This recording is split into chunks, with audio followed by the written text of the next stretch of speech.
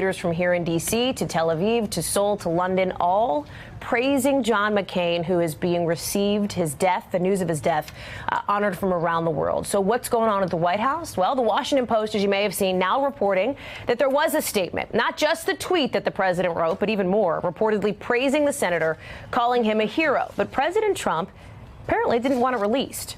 The White House did lower the flag Saturday after news of the senator's death came out. And as you can see, though, it is back to full staff this morning. There's actually a shot. If you look just behind it, you can see the flags over by the Washington Monument there as well. Let me bring in Hans Nichols, who's back with us. Hans, listen. Yeah.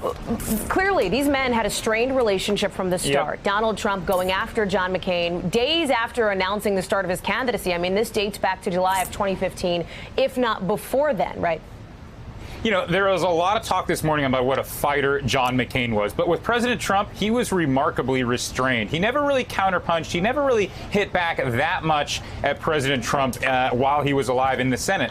There were clear policy differences. Yes, there are personality differences, and we've hashed those out this morning. But there's so many policy differences in ways that McCain represented the traditional Republican view, great skepticism towards Russia, which wasn't shared by this president. So, you know, when we get back and forth on the policy, I know we talked to Mark Salter earlier this morning. He's perhaps McCain's closest aide, almost like a son to him. Salter didn't necessarily want to turn this into McCain versus Trump, but there were personality differences, but the policy ones are lasting. And the question is, what direction is the Republican Party going to go? Is it going to go with the Romney-McCain view on Russia, or is it going to embrace the Trump view?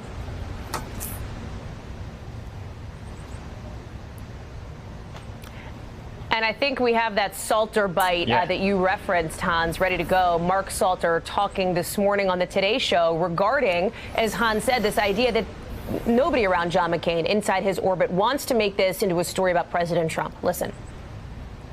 I'm going to try very hard not to think or talk about Donald Trump for this week, and just do what I can to help make sure that John is buried with the honors and decorum he's earned from years of faithful service to his country. Thank you for checking out our YouTube channel. Why don't you subscribe? It's really easy. Just click on that button down there. And for more news from MSNBC, click on any of these videos here for the latest interviews and highlights. You can get more videos from MSNBC with our newsletters. Head over to msnbc.com/newsletters to sign up.